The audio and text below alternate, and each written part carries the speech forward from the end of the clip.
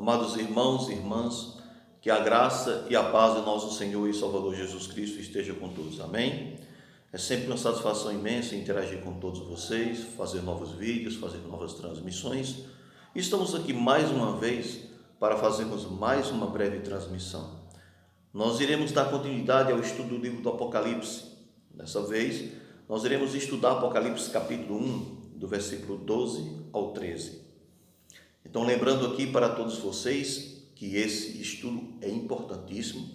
Estou fazendo em breves vídeos, mas é importante que vocês assistam cada um desses vídeos para que vocês possam entender a mensagem geral do livro do Apocalipse. Por que ele foi escrito, por quem ele foi escrito, em que circunstâncias ele foi escrito. Então, lembrando aqui que o livro de Apocalipse é um livro profético, certo? É um livro também simbólico. 95% do Apocalipse não se interpreta como se lê, certo? Então é preciso entendermos isso, porque muitas vezes muitas pessoas se equivocam interpretando o Apocalipse literalmente. Muitas vezes pensam que se trata de um livro assombroso, se trata de um livro temeroso, né? Um livro espantoso. Não é nada disso. João escreveu o Apocalipse de acordo com a revelação que ele recebeu.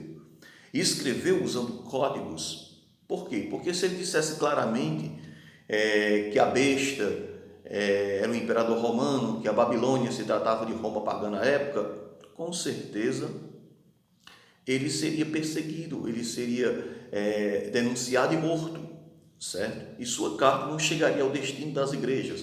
Então ele precisou falar em código. Então nós precisamos decifrar esses códigos para que nós possamos entender a mensagem de Deus, certo? Então Apocalipse, do versículo 12 ao 13, diz: E virei-me para ver quem falava comigo, e virando-me, vi 7 castiçais de ouro. E no meio dos 7 castiçais, um semelhante ao Filho do Homem, vestido até os pés de uma veste comprida e cingido pelo peito com cinto de ouro. Então, como podemos entender esses dois versículos? Esses dois versículos podem até parecer complexo para muitas pessoas que não têm um aprofundamento teológico, certo? Mas para quem estuda, ele pode ser decifrado, né, tranquilamente. Então, como podemos entender aqui? Veja o versículo 12, diz: E virei-me para ver quem falava comigo, e virando-me vi 7 castiçais de ouro. Veja, o que são os 7 castiçais? Já foi dito nos vídeos anteriores, já bem no início, que os 7 castiçais são as 7 igrejas, as 7 igrejas às quais o livro do Apocalipse estava sendo escrito, certo? Então veja: E virei-me para ver quem falava comigo, e virando-me vi 7 castiçais de ouro. E no meio de 7 castiçais, um semelhante ao Filho do Homem. Então nós já podemos ver aqui, esse Filho do Homem, nós sabemos claramente que se trata do Senhor Jesus Cristo. Ele não dá a descrição clara aqui, né, de quem é o Filho do Homem, mas nós sabemos, né, quem é o Filho do Homem e o que ele quis dizer através dessa mensagem, porque o Filho do Homem é um dos títulos conferidos ao próprio Jesus Cristo, né? Embora profetas também foram chamados de Filho do Homem, a exemplo do profeta Ezequiel, constantemente em várias passagens nós vemos o Senhor se dirigindo ao profeta Ezequiel, Filho do Homem, e também ao profeta Daniel, nós vemos também, né?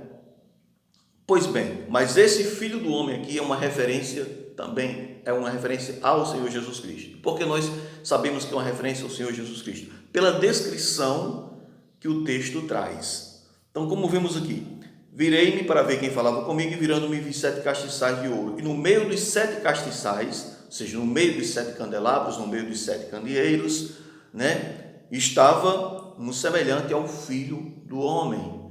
Ou seja, isso mostra Jesus presente na igreja, Jesus no meio da igreja, se identificando com o seu povo. Isso mostra também os atributos ativos de Deus, a sua onisciência, a sua onipresença, a sua onipotência. O Senhor Jesus Cristo presente ali com o seu povo, diante das adversidades, diante das tribulações, diante das perseguições. Amém? Então veja, meus amados irmãos, e no meio dos 7 castiçais, um semelhante ao Filho do Homem. Essa expressão Filho do Homem, ela remonta também lá ao profeta Daniel, capítulo 7, quando fala do Filho do Homem que se dirigiu ao ancião de dias. O Filho do Homem é também um título messiânico, certo? E é empregado muitas vezes na boca do Senhor Jesus nos evangelhos, certo? Essa expressão Filho do Homem.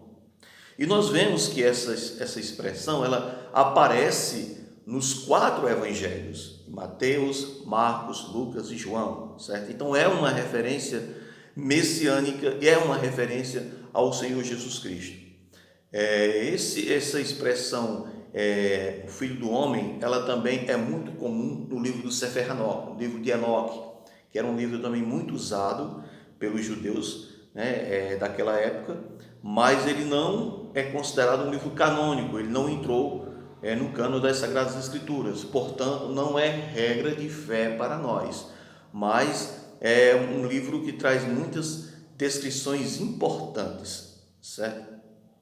E o livro de Enoque traz essa expressão também, Filho do Homem, né, como um título messiânico.